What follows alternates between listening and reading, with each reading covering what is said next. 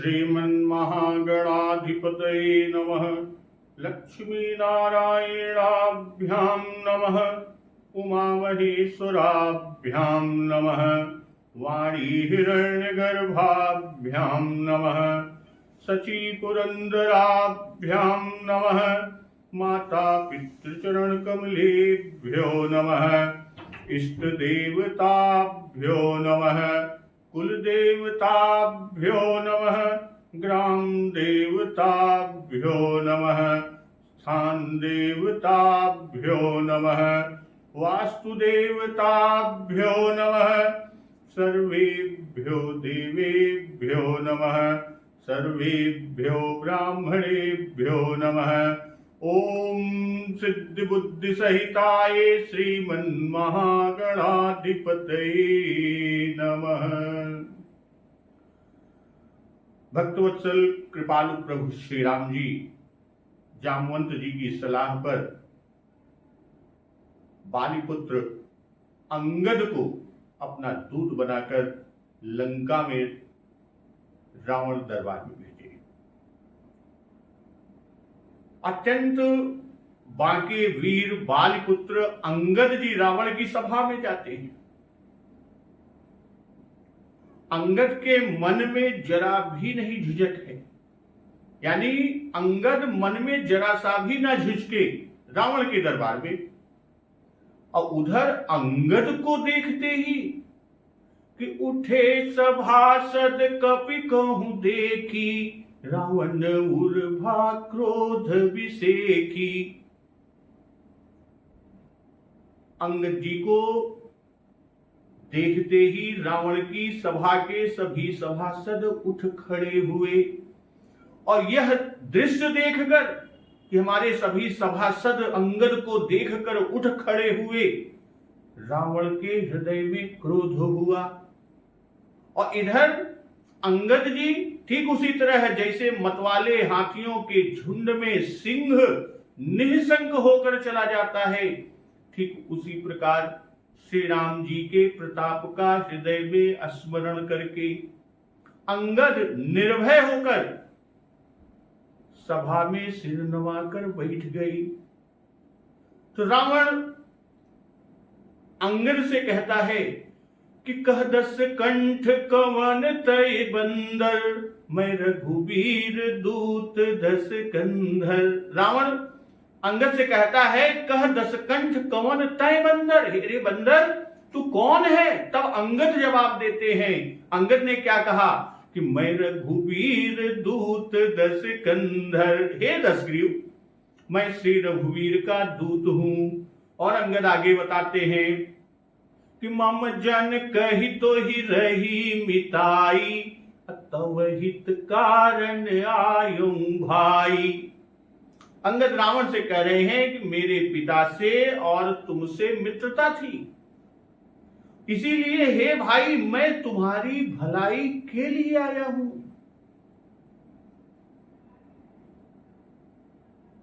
रावण से अंगद जी कह रहे हैं कि उत्तम कुल पुलस्ति कर नाती, शिव बिरंचि पूजेहु बहु भांति।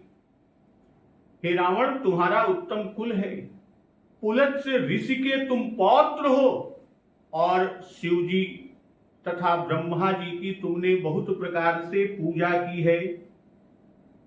अंगद रावण से ही इतना ही नहीं कहते हैं कि पूजा करके और भूत भावन भगवान शिव शंकर जी और ब्रह्मा जी से वर पाए हैं और तुम्हारे सब काम सिद्ध हुए हैं, यानी सब काम सिद्ध किए हो। जीते हुए लोकपाल सब राजा, लोकपालों और सब राजाओं को तुमने जीत लिया है। नृप अभिमान मोह बस किंबा, हरियाणिहु सीता जगदम्बा। अंगद रावण से आगे कहते हैं कि राजमद से या मोहवश, नृप अभिमान मोहवश किंबा, यानी राजमद से या मोहवश तुम जगत जननी सीता को हर लाए हो। हरि आनी हूं सीता जगदम्बा। इसलिए मेरी हित भरी सलाह सुनो कि अब शुभ कहा सुनहु तुम मोरा, सब अपराध क्षमी ही प्रभु तोरा। मेरी हित भरी सलाह सुनो और उसके अनुसार चलने से प्रभु श्री राम जी तुम्हारे सभी अपराध क्षमा कर देंगे। अब रावण से जो अंगद ने कहा किस तरह से प्रभु के सम्मुख जाना है, वह स्थिति बता रहे हैं कि दसन गहौ तृणकंठ कुठारी, परिजन सहित संग निज नारी। दांतों में तिनका दबाओ।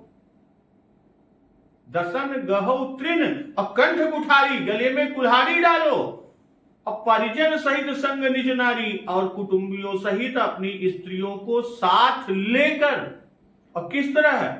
सादर जनक सुता करी आगे, यही विधि चलहु सकल भय त्यागे। यानी स्थिति बताए कि दांतों में तिनका दबाओ, गले में कुल्हाड़ी डालो, कुटुंबियों सहित अपनी स्त्रियों को साथ लेकर सादर जनक सुता करी आगे, आदर पूर्वक जानकी जी को आगे करके यही विधि चलहु सकल भय त्यागे। इस प्रकार सब भय छोड़कर चलो। तो प्रणत पाल रघुवंश मणि, त्राहि त्राहि अब मोय, आरत गिरा सुनत प्रभु, अभय करई गोतोई। और हे शरणागत के पालन करने वाले रघुवंश शिरोमणि श्री राम जी, मेरी रक्षा कीजिए, रक्षा कीजिए। इस तरह की आर्त प्रार्थना करते हुए उनके पास जाओ और तुम्हारी आर्त पुकार सुनते ही, आरत गिरा सुनत प्रभु, तुम्हारी यह आर्त पुकार सुनते ही प्रभु अभय करेगो तो तुमको निर्भय कर देंगे। अंगद जी ने रावण को यह सलाह दिया। अब अंगद की बात सुनकर रावण कहता है कि रे कपिपोत बोलु संहारी, मूढ़ न जाने ही मोहि सुरारी। अब रावण गुस्से में तो हो गया अंगद की बात सुनकर, और रावण उसी में कहता है, अरे बंदर के बच्चे, रे कपिपोत बोल संहारी, संभाल कर बोल। मूढ़ न जाने ही मोहि सुरारी, मूर्ख, मुझ देवताओं के शत्रु को तूने जाना नहीं। तो यहां रावण कहता क्या है? रे कपिपोत। अब कपिपोत संबोधन से रावण ने बाल को एक साधारण कपि और अंगद को एक क्षुद्र बंदर सिद्ध करने के लिए कहा। ये क्यों?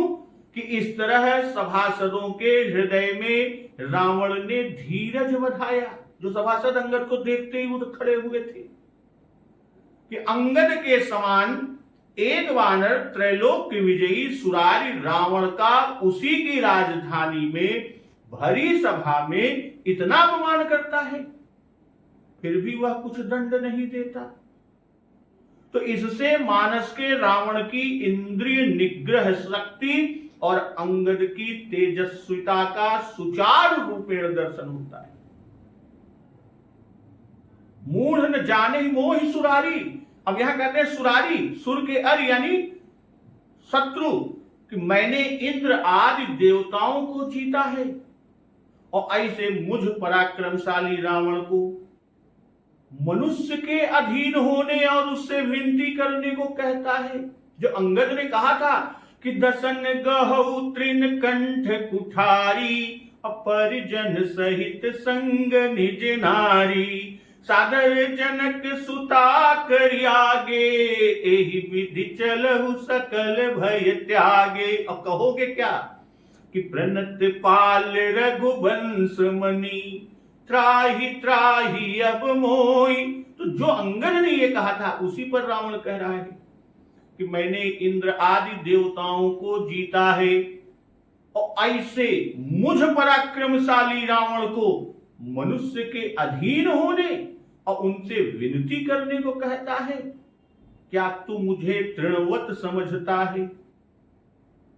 महाभारत वन पर्व में जो रामोपाख्यान के अंतर्गत है, कुछ इसी प्रकार का संदेश है, जिस पर रावण क्रोध से मूर्छित हो जाता है और उसके इशारे से 4 राक्षस अंगद से लिपट जाते हैं।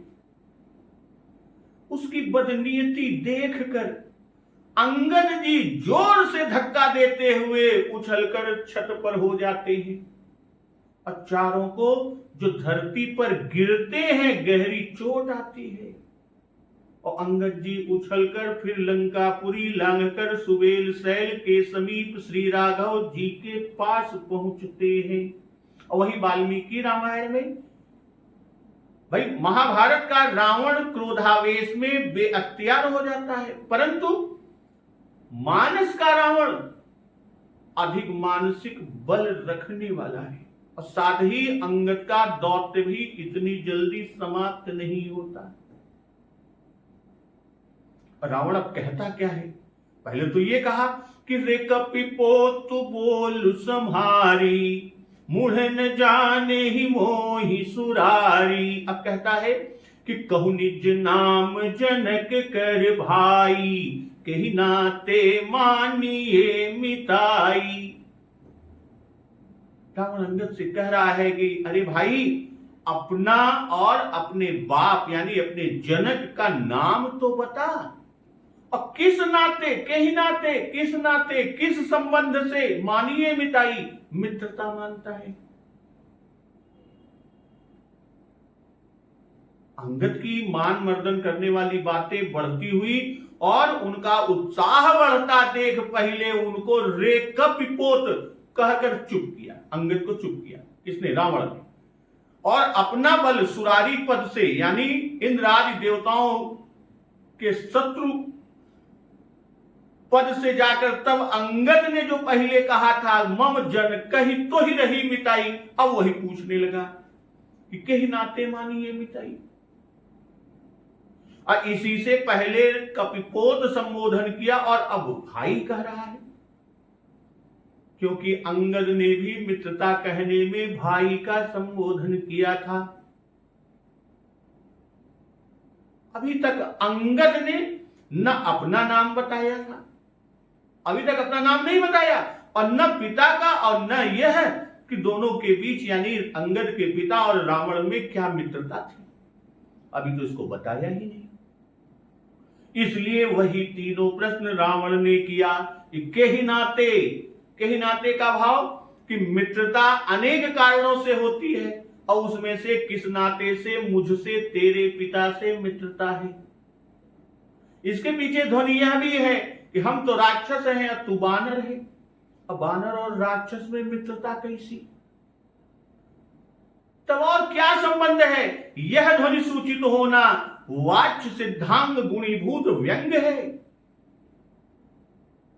कहीं नाते मानिए मिताई, मानिए का भाव कि मित्र जानता है पर हम तुम्हें नहीं जानते। तब बता तो कि किस नाते तूने मित्रता मान ली। वही हनुमान नाटक में उल्लेख है, रावण कहता है तू कौन है, किसका पुत्र है, और फिर तू यहां क्यों आया है, तेरा क्या कार्य है।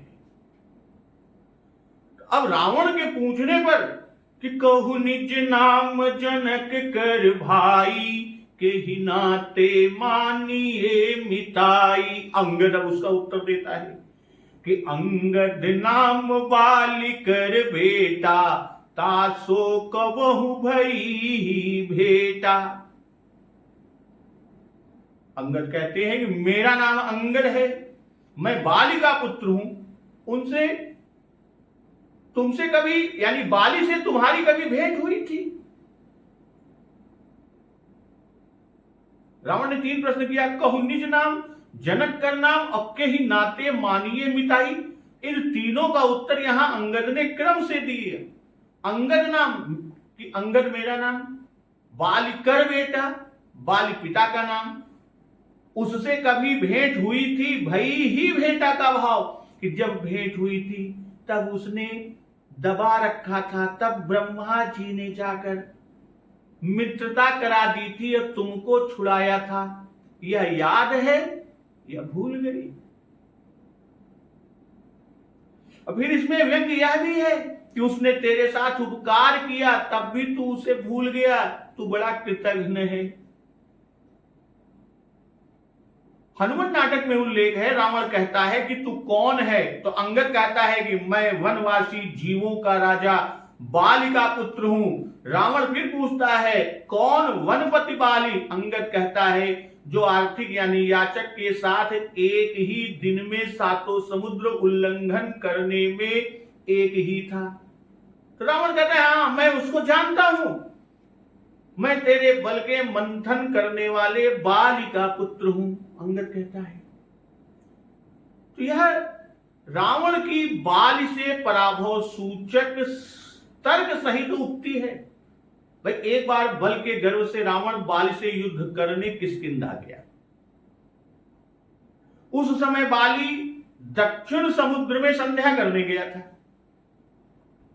रावण ने चाहा, रावण सोचे चुपचाप पीछे से जाएगा, बाली को पकड़ ले, और इधर बाली ने भी ताड़ लिया कि रावण आता है, और दोनों एक दूसरे की ताक में, और अंततोगत्वा बाली ने रावण को पकड़कर अपनी कांख में दबा लिया, और फिर पश्चिम समुद्र में गया, वहां से उत्तर समुद्र और फिर पूर्व समुद्र में जाकर तर्पण किया।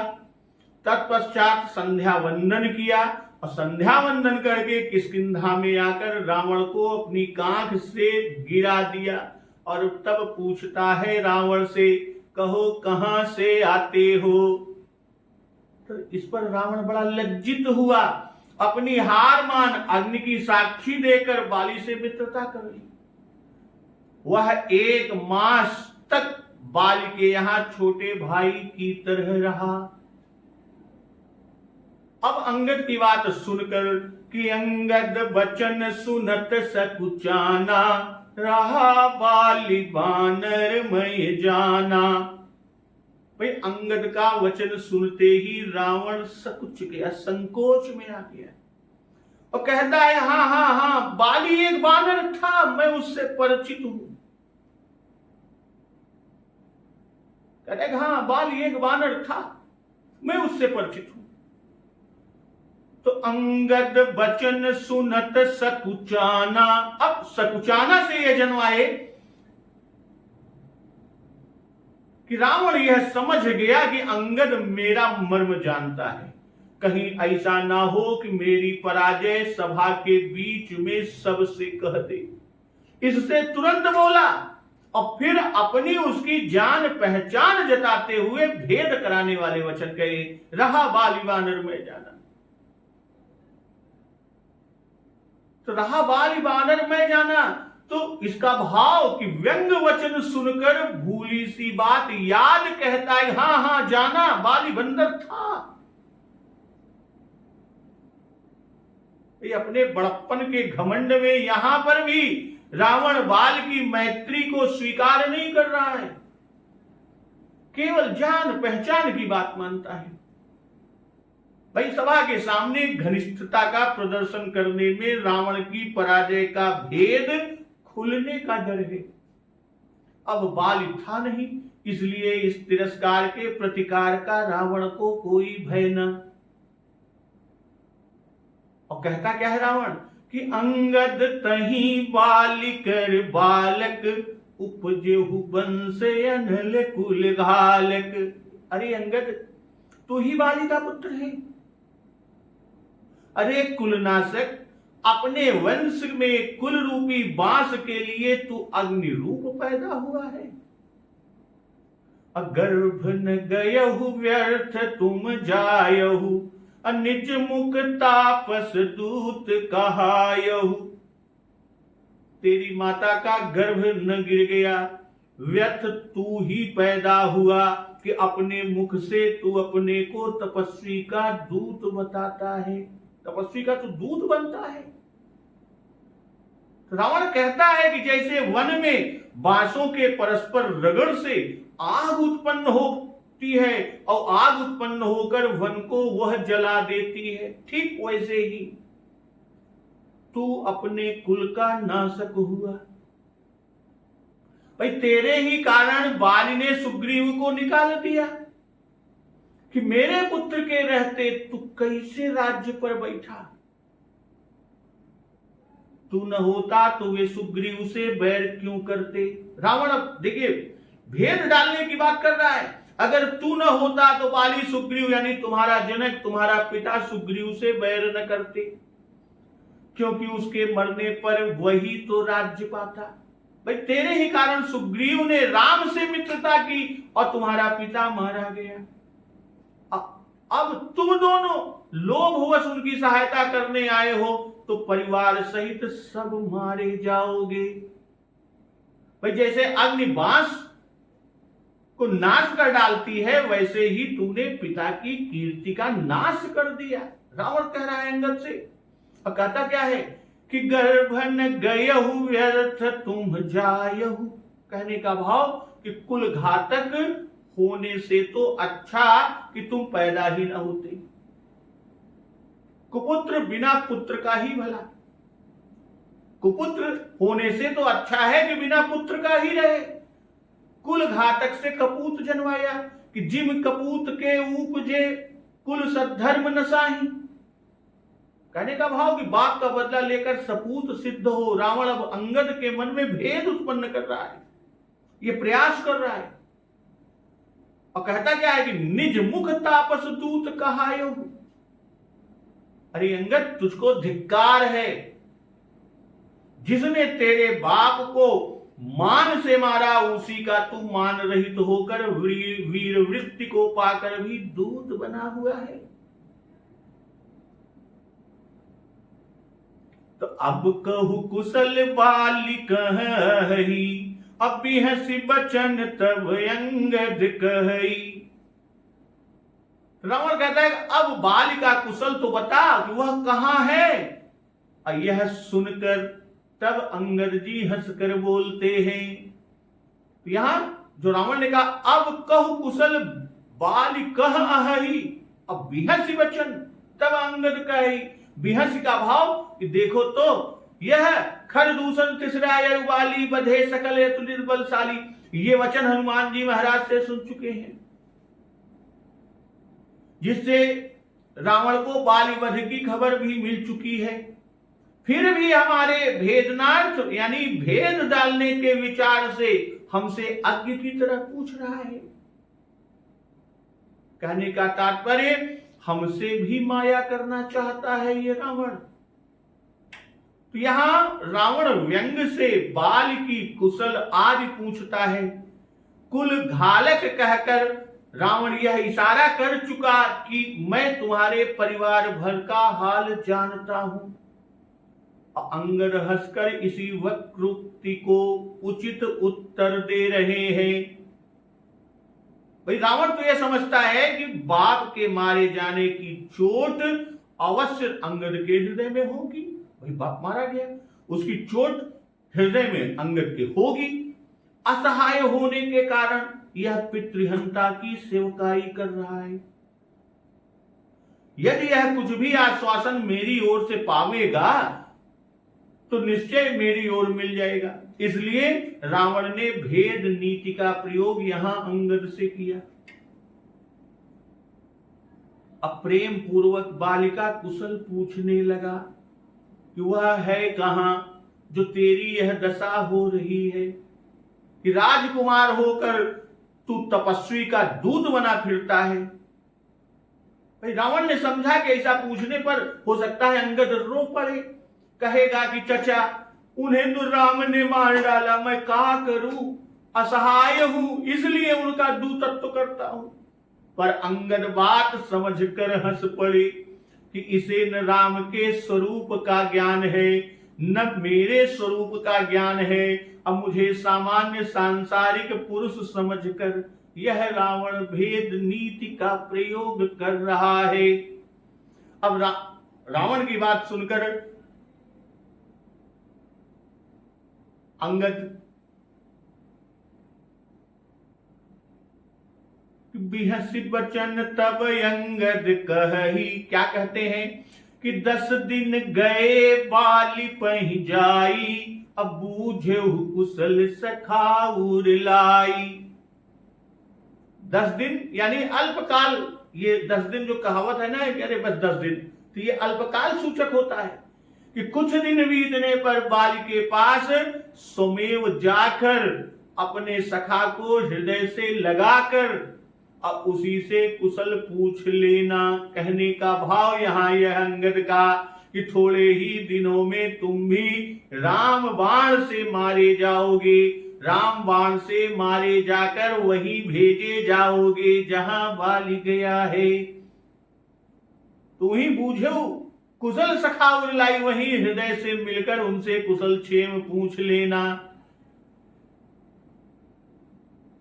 राम बाल निज धाम पठावा और तुमहु दियो निज धाम, राम नमामि ब्रह्म निरामयम।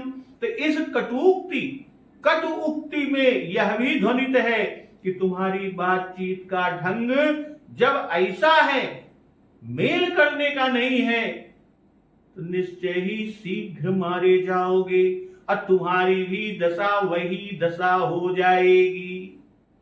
भाई बाल की मृत्यु का सवाल रावण जानता है, और यदि ये कहें कि रामचंद्र जी ने उसे मार डाला तो यह और भी ठट्ठा मारकर हंसेगा कि जिसने बाप को मारा उसी का तुम दूध बने फिरते हो और ऐसे निर्लज्ज हो, और छिपावे तो कहेगा कि झूठ कहते हो। इसी युक्ति से अंगद ने उत्तर दिया कि वह तो तुम्हारा सखा है, तुम स्वयं जाकर कुशल पूछ लेना कि 10 दिन गए बाली पही जाई, अब बूझहु कुशल सखा उरलाई। भाई बाली और रावण दोनों पर स्त्री हरण करता, बाली और रावण दोनों पर स्त्री हरण करता है। दूसरों की स्त्री का हरण करने वाले इस तरह तुल्य पापी हैं और दोनों राम विरोधी। तो इस प्रकार तुल्य सखा और दोनों की एक गति हुई, दोनों में अग्नि की साक्षी देकर मित्रता ब्रह्मा ने करा दी थी, इससे सखा कहा। जो यहां पर कहा कि बूझो कुशल सखा उरलाई, तो राम विरोध कुशल जसी होई, सो सब तो ही सुनाई ही सोई। इसलिए रामचंद्र जी से वैर करने से जैसी कुशल होती है वह सब तुझे वही सुनावेगा। कौन? बाली। राम विरोध करने से बाली मारा गया, नारी सिखावन करस निकाना। भाई तुम वैर कर रहे हो, किसी की बात नहीं सुन रहे हो, तुम भी मारे जाओगे। राम विरोध न उबरसी, शरण विष्णु अजीस। कहने का आशय कि राम विरोधी की कुशल उसकी मृत्यु है, अन्यथा राम विरोधी की कुशल कहां? कुशल चाहना सठता और अत्यंत अज्ञता है, राम विरोध विजय चह, सठ हठ बस अति अज्ञ। रावण के कहने पर, हनुमान नाटक में उल्लेख है, रावण के कहने पर कि मैं बाली को जानता हूं, वह कुशल पूर्वक तो है। तो अंगद ने उत्तर दिया कि जो अनरण्य के पश्चात उचित जल के देने वाले, कहने का भाव कि रावण के रुधिर से तर्पण करके अनरण्य के वचन को सत्य करेंगे, उन रघुनाथ जी के रुष्ट होने पर कौन कुशल सहित हो सकता है, अर्थात किसी की कुशल नहीं। तो सुन सठ भेद होई मन ताके, श्री रघुबीर हृदय नहीं जाके। अंगद रावण से कह रहा है कि अरे सठ सुन, भेद उसके मन में उत्पन्न हो सकता है। रावण अंगद के मन में भेद उत्पन्न करने वाले भेदनी की चाल चली थी। तो वही अंगद कहते हैं कि अरे सठ सुन, सुन सठ भेद होई मन ताके। भेद उसके मन में उत्पन्न हो सकता है जिसके हृदय में श्री रघुवीर हृदय नहीं जाके, जिसके हृदय में श्री रघुवीर नहीं है। तो भेद होई मन ताके, यहां अंगद ने यह स्पष्ट जन्मा दिया कि तुम्हारे वचन समझता हूं पर तुम्हारी भेद नीति यहां नहीं चलेगी। अभेद भाई प्राचीन राजनीति के अनुसार शत्रु को वश में करने के 4 उपायों में से तीसरा उपाय है। जिसके अनुसार शत्रु पक्ष के लोगों को बहकाकर अपनी ओर मिला लिया जाता है या उनमें परस्पर द्वेष उत्पन्न कर दिया जाता है। तो इसके द्वारा यह भी जन्माया कि राम जी किसी के शत्रु नहीं, उन्होंने बाली को मारा सो उचित। क्यों? क्योंकि वो धर्म संस्थापन करने वाले हैं, दुरात्माओं को शिक्षा देते हैं। इसलिए कहते हैं कि श्री रघुवीर हृदय नहीं जाके। कहने का भाव, हम मुख से अपने को उनका दूत नहीं कहते, बल्कि उन्हें हृदय में बसाए हुए हैं। श्री रघुवीर से उनके वीर वनवासी धनुर्धर ऐश्वर्य स्वरूप का बसना कहा। किसी रूप में बसते हैं हृदय में। और जब तक श्री रघुवीर का वास नहीं होता तभी तक वहां भेद आदि अनेक दुष्ट रहते हैं। इसलिए रघुवीर का हृदय वास कहा कि जब तक श्री रघुवीर का वास नहीं होता तभी तक वहां अनेक दुष्ट क्या करते हैं? वास करते हैं। जैसा कि तब लगी हृदय बसत खल नाना, लोभ मोह मच्छर मधमाना। और जब लगी उरन बसत रघुनाथा, धरे चाप सायक कटिभा था। लोभ मोह मत्सर यानी डाह, मद और मान आदि अनेकों दुष्ट तभी तक हृदय में रहते हैं जब तक कि जब लगी उरन बसत रघुनाथा, जब तक कि धनुष बाण और कमर में तरकस धारण किए हुए श्री रघुनाथ जी हृदय में नहीं बसते। ममता तरुण तमी अधियारी, राग द्वेष उलूक सुखकारी। ममता पूर्ण अंधेरी रात और जो राग द्वेष रूपी उल्लुओं को सुख देने वाली है, वह ममता रूपी रात्रि तब लगी बसती जीव मन माही, जब लगी प्रभु प्रताप रवि नाही। तभी तक जीव के मन में वह ममता रूपी रात्रि मन में बसती है जब तक प्रभु आप का प्रताप रूपी सूर्य उदय नहीं होता। तो वही यहां पर कि रघुवीर के हृदय वास को कहा कि इसमें कोई भेद उत्पन्न होने वाला नहीं है। भाई हम रघुवीर के दूत हैं, कायद की बात क्यों मानने लगे?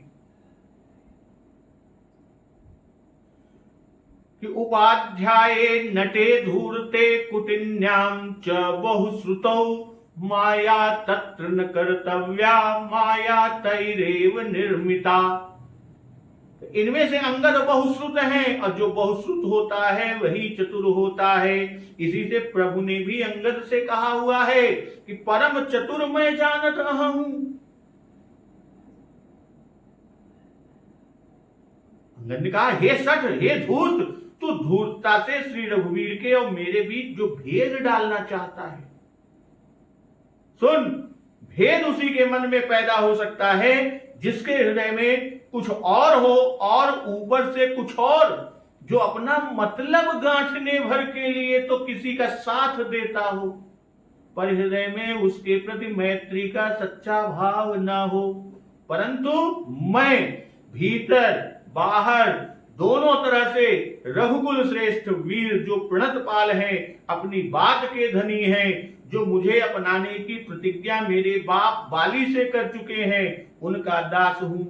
इसलिए तेरी भी भेद नीति तब चलती जब मेरे कमजोर हृदय में कुछ और होता, किंतु यहां श्री रघुवीर का वास है। तूने भ्रमवश ऐसा समझा कि मेरे हृदय में कुछ और है, श्री रघुवीर नहीं।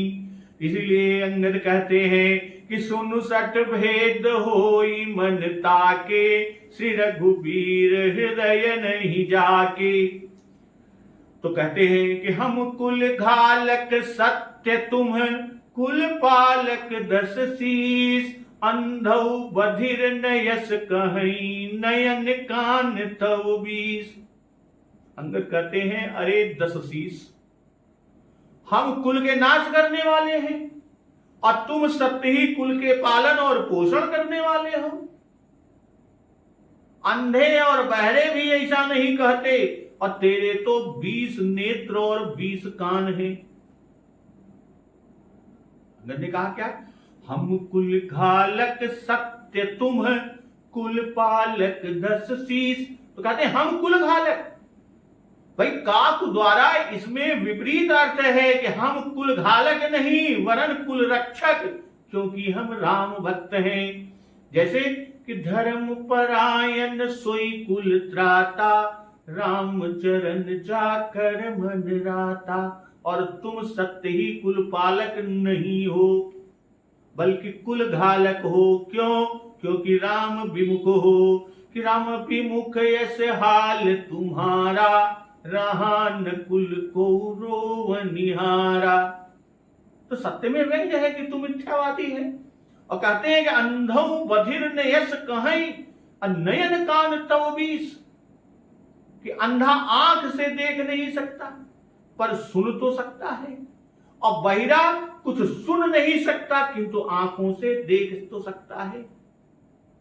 इससे वे यथार्थ बात जान लेते हैं। और तेरे तो 20 नेत्र और 20 कान हैं, तब तू कैसे बहरे और अंधों की तरह उल्टी बात कहता है? स्वयं कुल घालक है और कहता है हमको।